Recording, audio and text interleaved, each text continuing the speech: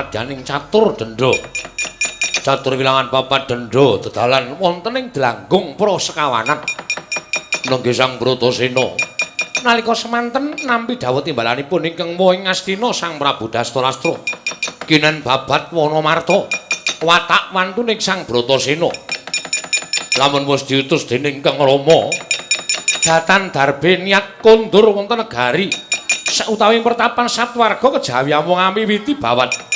Sigra cancut tali wanda cancutaraning cecincing tali wanda cecawet ningsetake sabuk bandange. Matekaji Bandung Bandawasa. Wungkal bener pangantep-antep laranipun ingkang paman.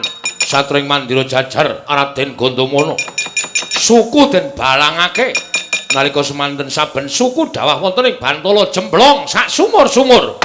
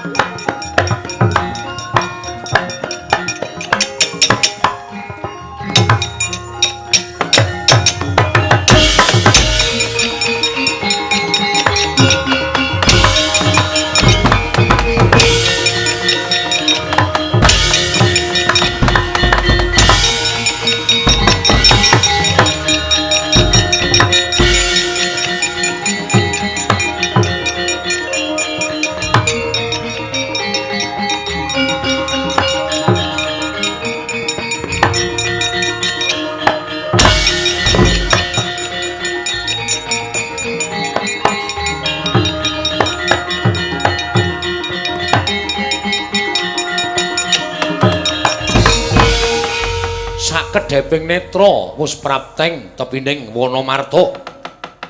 Wana gawat kliwat wingit kepati satumara satumati jalma mara bali mungkariaran. Saka sintru wujuding Wanamarta. Nadyaning wanci rina datan saged tinaraba srating Sang Hyang Pratanggapati. Krana keteling ron ingkang sambung sumambung nganti tekan tengahing wana. Bila datan muka lamun katingal angker wujuding Wanamarta parandene Sang Bratasena ingkang datan mendha saking pangrepa. Datan mundur saking geguntur. Ing cipta sigra miwiti babat. Nalika semanten saben sela ageng den dukiri. Wreksa den rebaken temah bubrah slangkrah wujuding Wanamarta wau.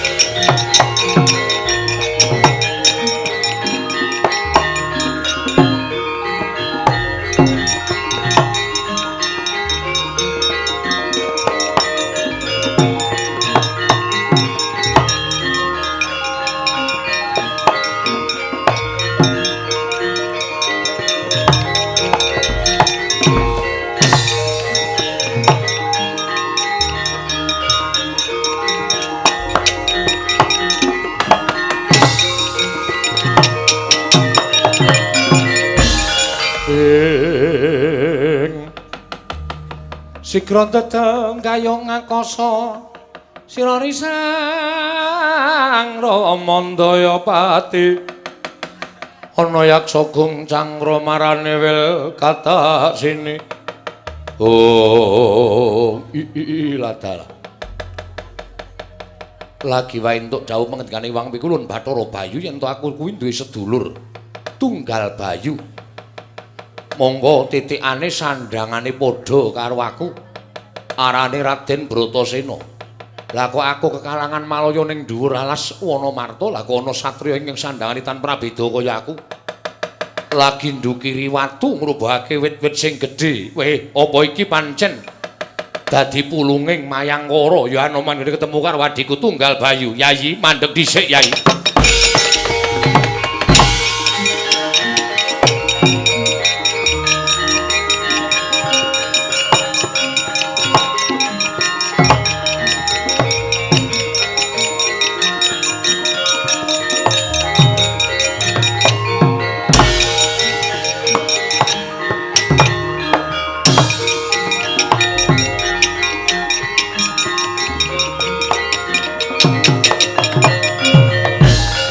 Marareh mangusum yo ngambreng kadhi karunaning kasose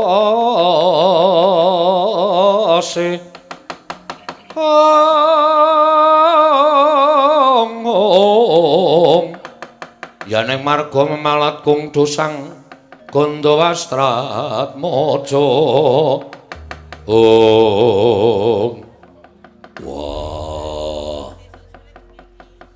gawe gumun ing atase kewan-kewan gedhe gajah badak lan sak piturute padha keplayu wedi karo aku iki eneng wujude munyuk putih gedhene mung sak jempol teko malah ngatang-ngatang ning dhuwur watu munyuk yen pancen kowe bisa tata jalma kaya menungsa lumrah apa sebabe dene kowe malah mapan ning dhuwur watu ora mlayu kaya kanca kancamu apa kowe ora wedi ento tekaning pati kembrukan watu sarta ketiban watu apa dene kembrukan sing gedhe yen pancen bisa tata jalma Balagage Wangsulana pitakone Bratasena aduh Raden sewu-sewu kalapatan kula diagung mangaksami leres pangendika panjenengan nadyan kula menika wujudipun wanara nanging saged tata jalma sak tataning jalma wantah. Nami kula Senggana. Woi Senggana. Inggih Raden, sebabe apa kowe ora mlayu apa ora wedi ento mati ketiban watu? Raden kula menika upami saged mlajar tartentu kula menika mlajar kalian rincang-rincang kula. Nanging gandeng nadyan kula menika saged tata jalma nanging kula menika kaparingan inggih menika sesakit kula menika kaparingan sakit lempoh mboten saged nglawat. Wah. Kowe lempoh. Kasinggihan mekaten. Nanging yen kowe ora mlayu, kowe mesti mati ketiban wit utawa kowe ketiban watu. Raden. Wiwit panjenengan wiwit babat menika kula sampun pasrah dhateng panguwasaning Dat Kang Purwengdat. Upamiya pejah kula kejah siya kedawan sela menapa dhewe kembrukan wreksa ingkang ageng kula sampun ikhlas mila Raden sampun ngantos wigi ringa-ringa monggo Raden nglajengaken anggenipun babat aja ngono lho kersanipun nadyan kowe wis ikhlas yen kowe tekaning pati aku sing dosa mergo aku sing babat Wonomarta mula piye carane aja nganti kowe tekaning pati yen bisa slamet lah lajeng caranipun kados pundi? Apa kowe trima yen kowe tak junjung tak uncalke supaya adoh saka papan kene aja nganti mati. Menawi jengandika Raden lan purun kula semanggaaken. Malah kula ngaturaken panuwun tanpa pepindhan diri jengandika Raden sampun maluyakaken dhateng ing ngabdipun Senggana. Saengga kula mboten pejah kedawan sela menapa dhewe kedawan wreksa ingkang ageng. Ikhlas, mboten ikhlas sabab menapa? Yen tiba ana ing kayu watu kudu luputku niatku nyelametke karo kowe kula semanggaken Raden kula semanggaken wah yo tata Senggana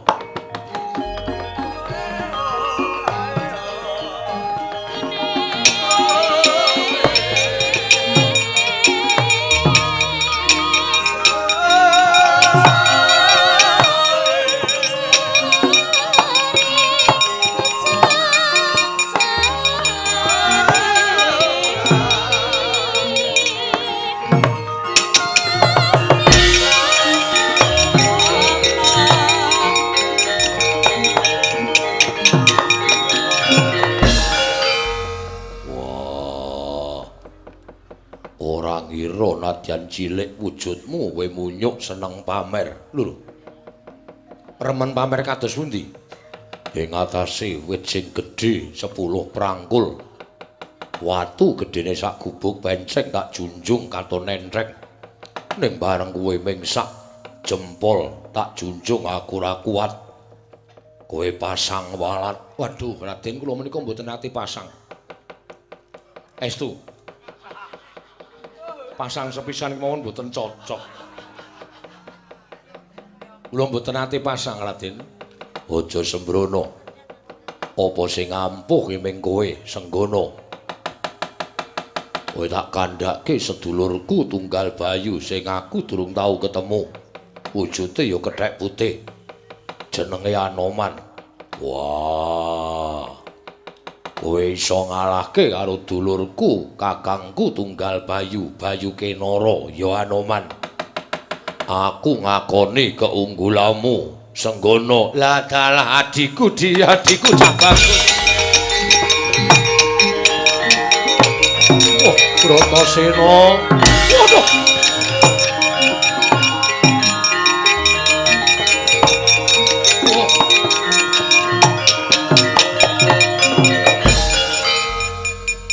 Barang aku arep ngrangkul si Adi kok malah mbok duwa.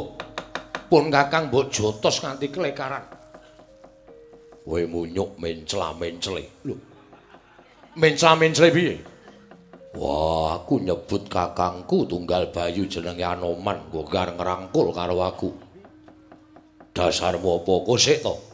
Kowe tak kandhani ya, Di. Aku kuwi Senggono ya Anoman. Wah, mau muni Senggono saiki ngaku Anoman. Sing bener sing endi? Kusik to. Jenengku ki akeh, Senggono, Anoman, Mayangkara, Rama Dayapati, Maruti, Guru Putra kuwi jenengku kabeh. Wah, dadi aku ki ya kakangmu Anoman. Jarine Bathara Bayu, Anoman kuwi ora padha kowe. Lho, ora padha aku piye?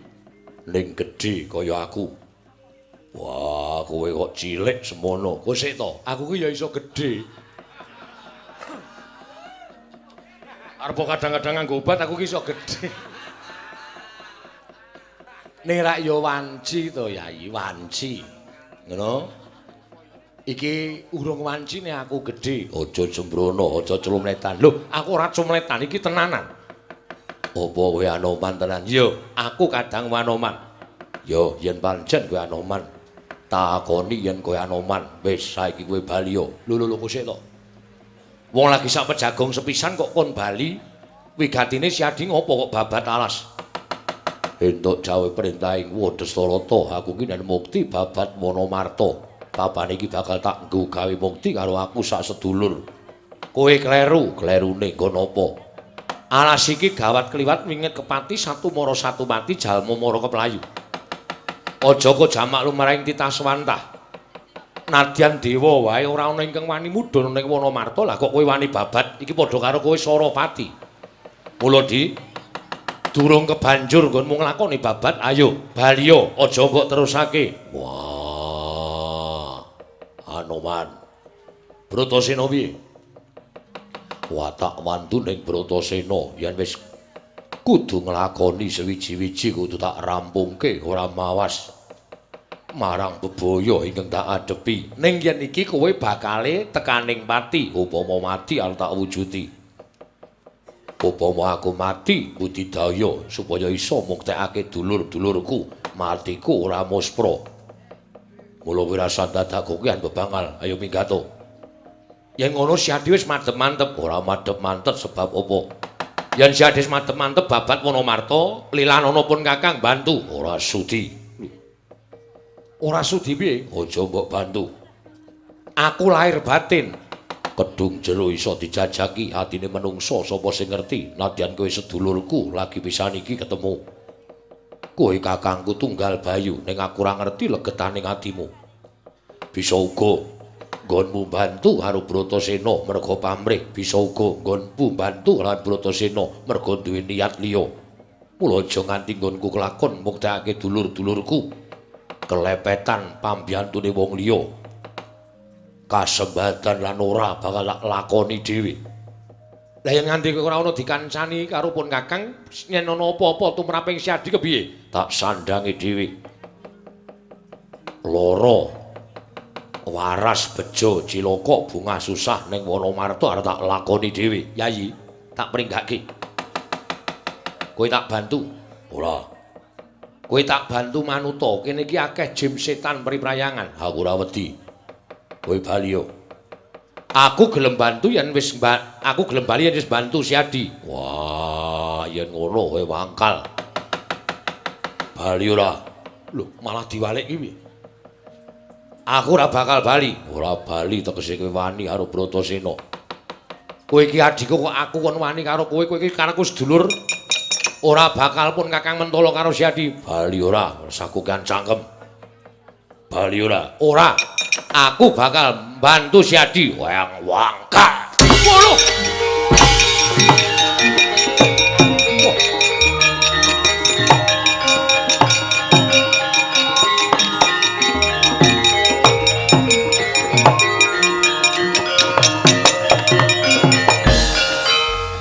Jagat Dewa Bathara upama dudu Anoman tak kira pecah sirahe. Ditendang banter-bantere karo Si Bratasena. Walah dalah jagat iya. Yayi. Nadyan kaya ngono pambegamu nanging gawe bombong tumraping wong tuwa. Tegese niat ingkang luhur mau ora mendho saka pangarepa, ora mundur saka geguntur. Bratasena, tawa-tawa saka kadohan yen ana larane mesti aku bakal ora mentala lawan sira Yayi Bratasena.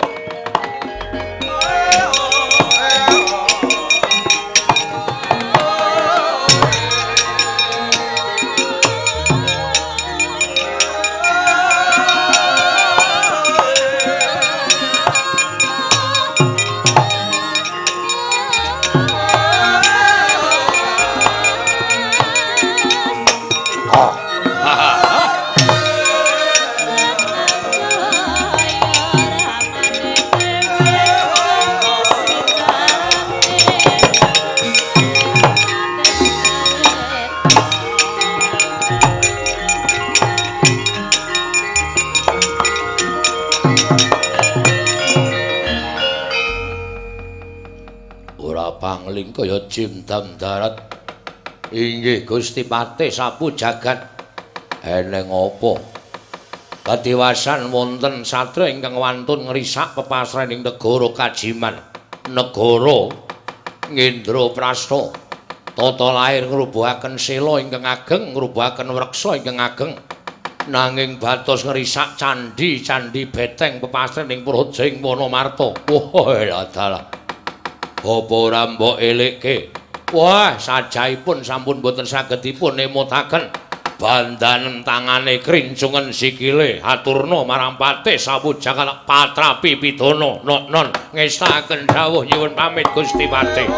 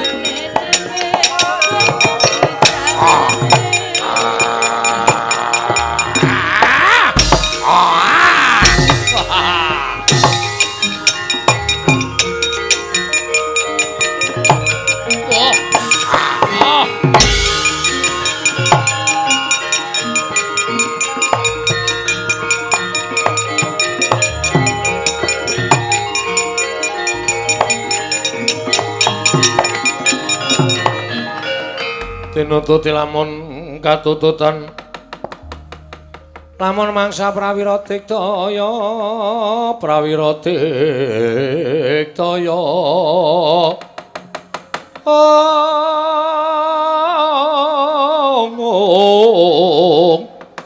Ranggana magawe gelarira wang-wang.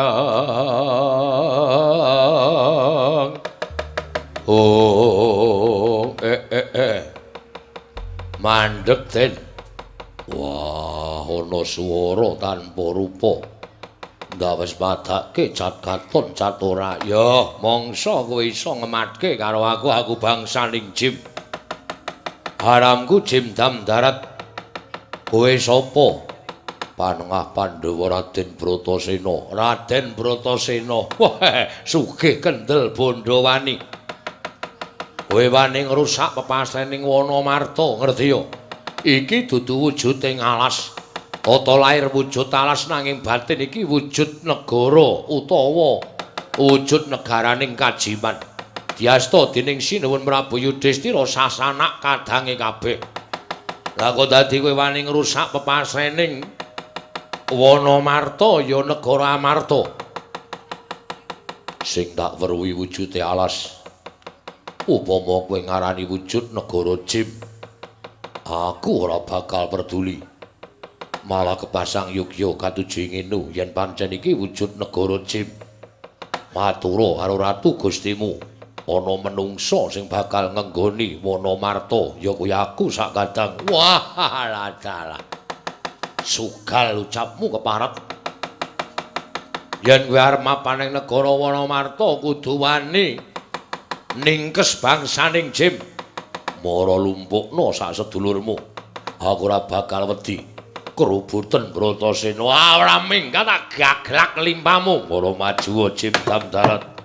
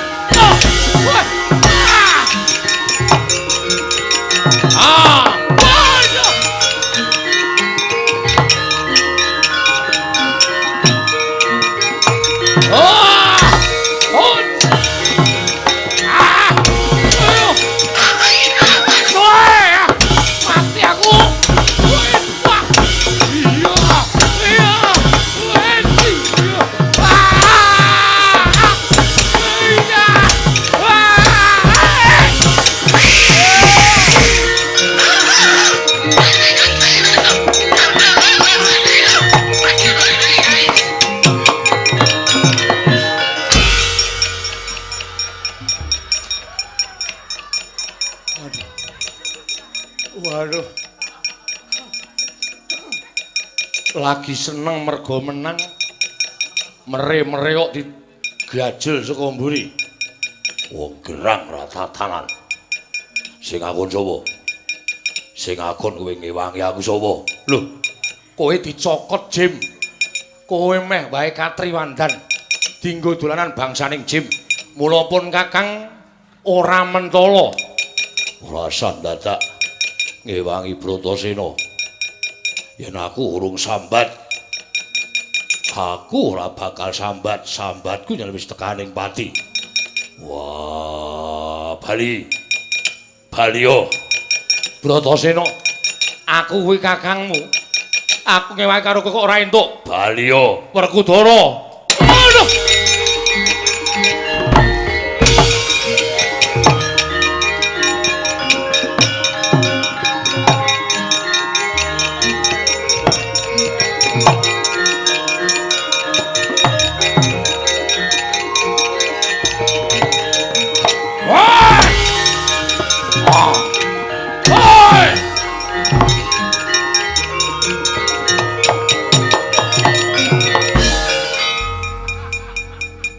Jim iki nek kliwat jam 12 matane lamur. Aduh. Piye Jim dandaran? Aduh, modar ki ana maneh. Jebul ingkang babat menika mboten namung tiyang setunggal. Wong pira? Ganepipun wonten kalih. Ingkang nami Raden Bratasena. Kula agalan tegesipun ngetingalaken dhateng diri kula. Sajaipun boten saged menang. Tumunten kula boten kasat meripat. Raden Bratasena kula cokot ngiwonengen. Piyambakipun sampun sambat-sambat. Kula getak kuntal jebul wonten wanara ulesipun pethak. Ingkang tumiyuh saking Dirgantara. Ngajar dhateng kula mongko kula wis ora ketok ya ketheke ijik weruh mawon. Dibandingi ngiwonengen. Pun kula sumanggahaken. Nggawa gaman. Wah, pun kula gadhekke. Prajurit kok ora nggawa gaman. Witekno nggo mlebokke sekolah anake. Pun kula gadhekke gaman kula. Oh, lah nek perang piye? Ayo nyilih-nyilih. Yo, Bratasena. Kowe iso menang karo prajurit piandelku. Iki patih sapu jagat tiban tampang sutra Jala Kencana iso nglawat meguru karo kowe barat.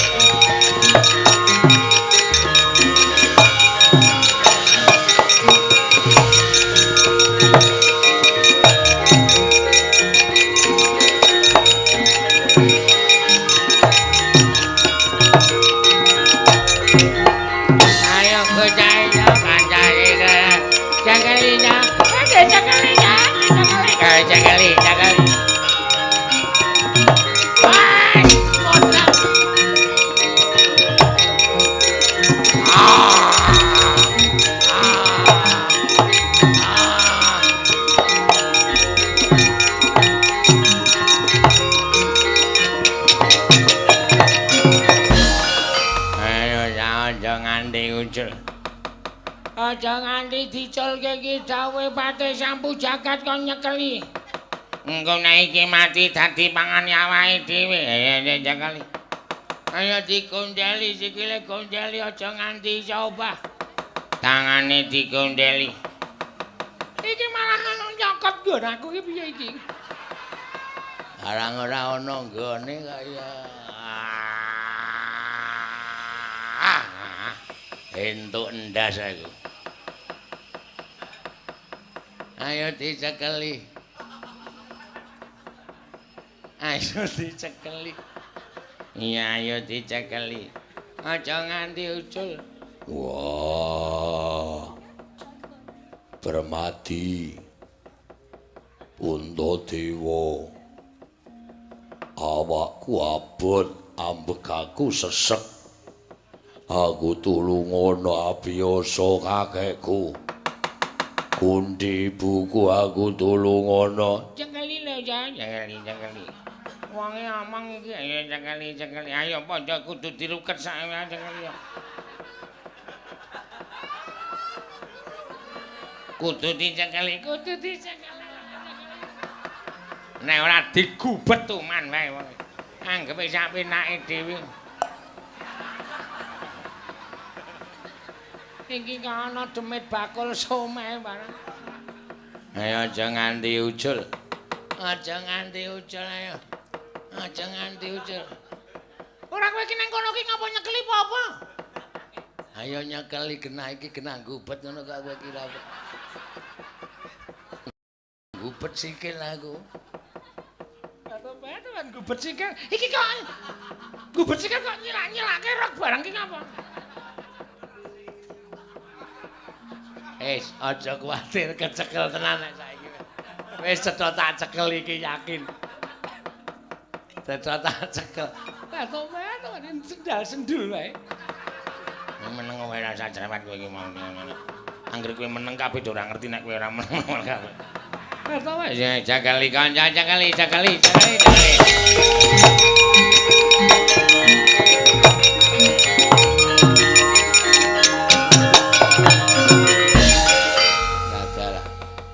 Kroyok bangsaning Jim. Adiku Bratasena ora weruh. Nanging akeh sing padha gubet sarta ana sing akeh sing padha gondheli tangan lan sikile. Wah, Permati. Aku tulungono Permati. Puntadewa kowe do mrene aku tulungono. Menenga wae Dimas. Tak tulungi adikku wong Gagah Bratasena muga-muga wal saka para jim kang padha ngrubut karo kowe.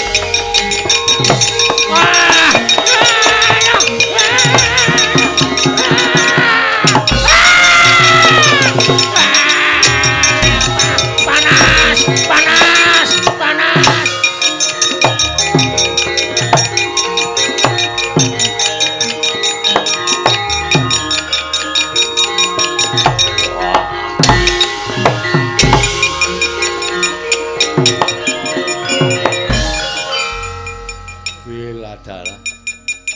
Mbok ya apik-apike iki atur panuwun. Wong aku ming dimatur nuwuni wae senengku ora jamak. Bareng kuwal saka bebaya jim setan kang padha ngruket sikile. Lah kok aku wong tuwa ditendang sak penake dhewe ya Bratasena. Yen pancen si Adi ora gelem tak ewangi ora apa-apa. Nyatane pun Kakang mung nyoba marang penggaling si Adi. Jebul pancen pengawak waja tutukno Yayi, tutukno. Tak janggung saka Kendari Sada, muga-muga kelakon penjangkamu mbuh ketemu karo aku sok pirang taun meneh.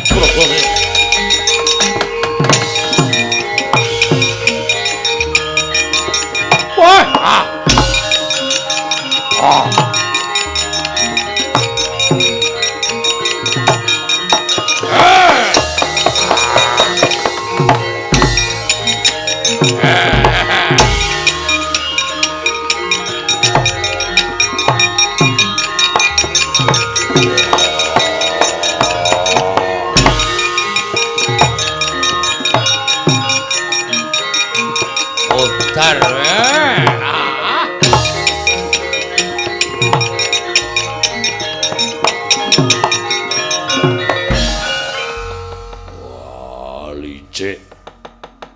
Ayo walono tanding yudha karo aku. Wah, jire getih wedi mati. Ayo sumbar-sumbaro sak karepmu. Ora bakal gawe macak.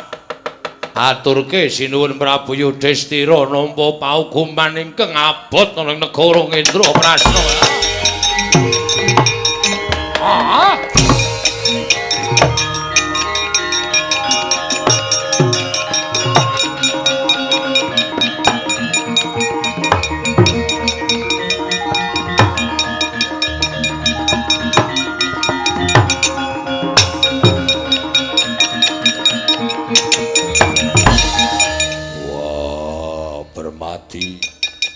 Aku tulungono cah bagus.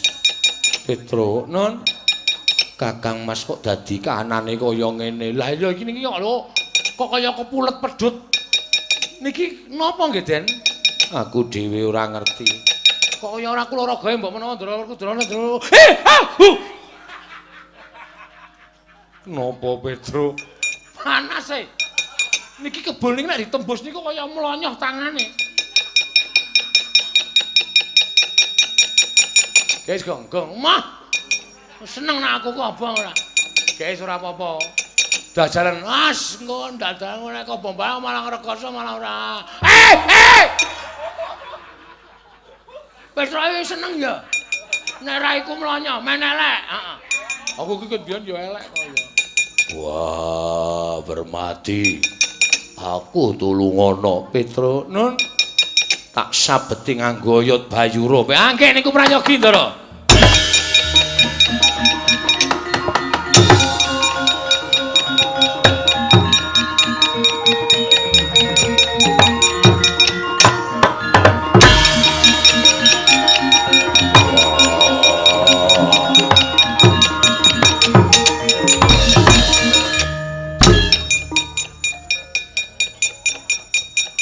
Asline iki ngopo ya asine? Wong ora ana apa-apa kok mesti tuk. Wah, slamet aku Petro. Slamet nek ora aku sing nglametke sapa? Lho. Kowe sing nglametke. Wah, majan. Nganggo apa? Ki, penjalin cacing. Ki sing kula ngene. Wah, aku maturke panuwun. Padha-padha mulane ora sok ngecaki. Nek ora ana aku sapa? Wah, Petro, non. Mumpung kowe nang kene. Ayo diwangi babat diwiwiti meneh. Kula niku entuk undangan rapat RT niki. Nun ngapunten mawon. Ngrampungi dhewe kula niku dadekke pengarep pembicarane kula nek ora ana kula. Bagong. Aduh. Konangan aku. Ngapa? Diwangi babat. Wah, ayo kayu-kayu ae dirubuhke. Ngangge alasan rapat tak pecah dasmu. Aduh. Aduh. Ngopo? Kok ilate kaku to iki aduh. Truk. Truk aduh. Ngopo Le? Lho kok mripatmu kok dadi abang sih sing ngono piye Le? Aduh, Trak. Iki sanjake kumat. Waduh, wis. Mau rasa melu ora apa-apa to ya dadak melu barang iki ngopo? Makasih ya, Trak.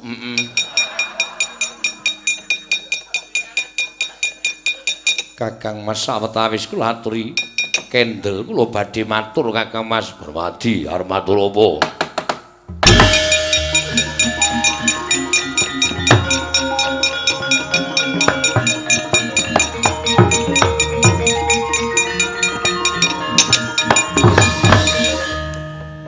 Dawuhipun Iwang Pikulun Bathara Indra lumantar Begawan Anggara Warna. Wana Marta menika sanes wujuding wana nanging wujuding negari. Negari bangsaning Jim ingkang nami Indraprasta, yasanipun Bathara Indra.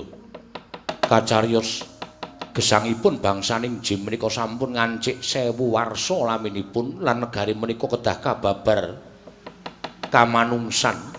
Wonten ing kedah nampi kanugrahan menika kala wau para Pandhawa menika dawuhing Anggara Warna ingkang dados abdinipun Bathara Indra. Wah, aja gampang karo bangsaning Jin. Ya iso uga pancen bener apa sing dikandhake ning bisa uga kabeh mau mengkinarya. Aku akal sing licik supaya Pandhawa percaya karo bangsaning Jim. Menawi kula mekaten monggo sami dipun buktekaken Pandhawa gangsal kedah mlebet sarengan telenging Wonomarta. Wah, yo pinten tansih tak gendhonge.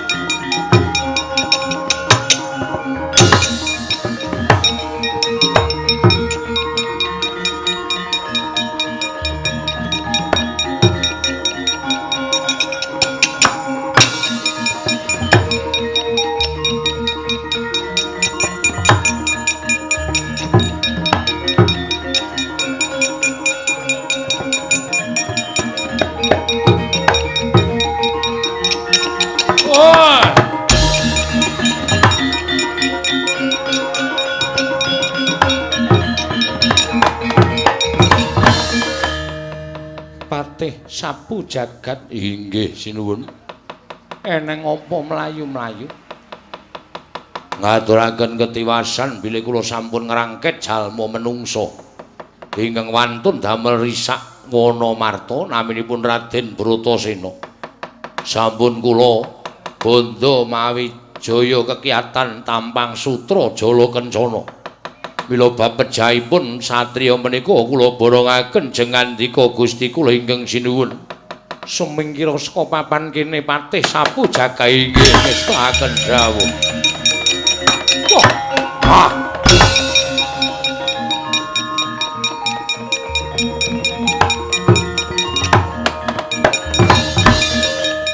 Dandun Wacana, Danang Jaya, Tripala Dama Granti. Cetha lamun ana menungsa ingkang sasar susur tumindake mlebu jroning Wonomarta ngrusak pepasrening Indraprasta. Ora ana paukuman ingkang pantes kejaba mung dadi panganing bangsaning Jim Dandun Wacana.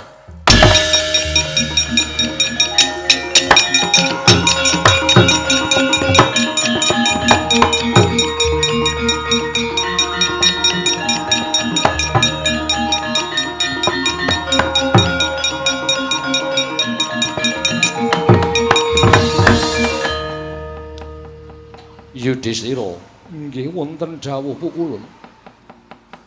Aja kaget ulun Bathara ingkang prapta ana ing telenging Wonomarta. Sayekti mung bakal paring dawuh kelawan jeneng kita sumurupa. Nadyan kita wis bola-bali ingsun sasmitani lumantar pasumpenan. Nanging pagineya kita ora tanggap marang apa kang dadi sasmitaning Bathara Indra. Mula tumuli ulun mudhun ing Janaloka ingkang wigati. Dawuh kelawan jeneng kita sakadang. Lamun titi mangsa kelungguhan iki wis purna dharma kita minangka dadi nalindraning bangsaning Jim lan ulun keparengake bali marang asal mulanira. Inggih pukulun. Lan negara Indraprasta ingkang sekawit dadi negaraning bangsaning Jim bakal kababar kamanungsan. Wondene sapa ta ingkang bakal nampa kanugrahan wujuding negara Indraprasta? Ora suwe meneh bakal ana satriya 5 cacah ingkang prapta ana ing ngarepan kita. Kita jawani pisan-pisan gendhak sikara kelawan satriya iki. Sabab satriya 5 cacah ingkang aran Pandhawa iki ing wis tinuding dening panguwasaning Dat Kang Murwengdat bakal nampa triman negara Indraprasta. Sak jajane kang wujud Wonomarta iki, Yudhistira,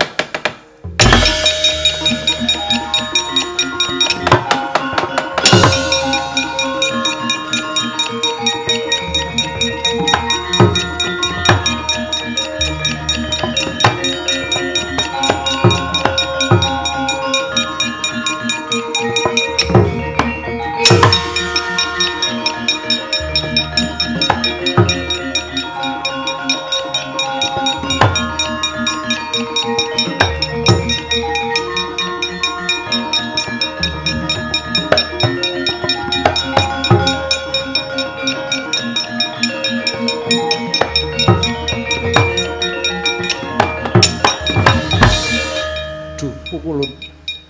Mboten pantes bilih Paduka lenggah wonten ing ngandhap. Saknyatanipun malah kula ingkang mestinipun ngunjukaken sembah ngersa Paduka Sang Hyang Pikulun Bathara Darma ingkang sayekti sampun anyalira wonten angganipun Paduka Raden Puntadewa. Pukulun kula ngaturaken sembah pangabekti kula sakadang kunjuk ngersa Paduka Pukulun Sang Hyang Bathara Darma Pukulun.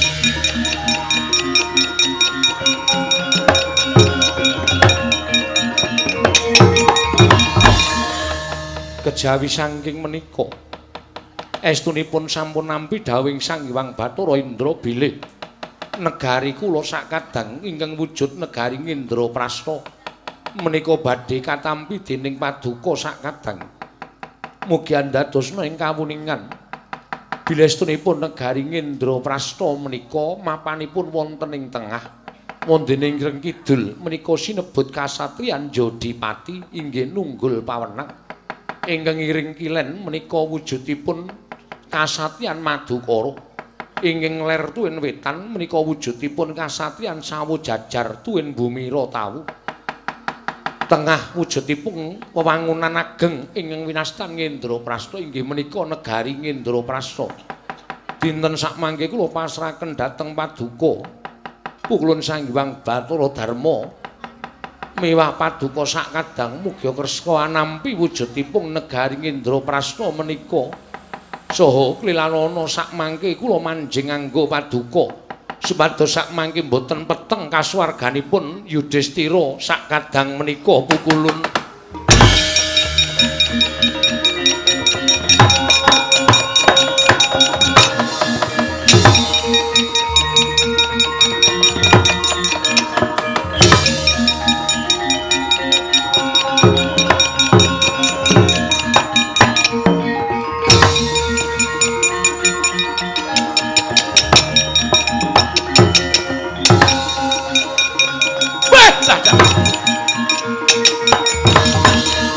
Sedia. Gong, alas sing maune gong liwang-liwung kok dadi lampune ting kerlip. Pitulasan paling. Hus. Pitulasan piye? Acara gedhen, ora acara gedhen. Negara Indraprastha kok. Wah, janes. Kababar dadi kamanungsan ya, Tru. Ya iki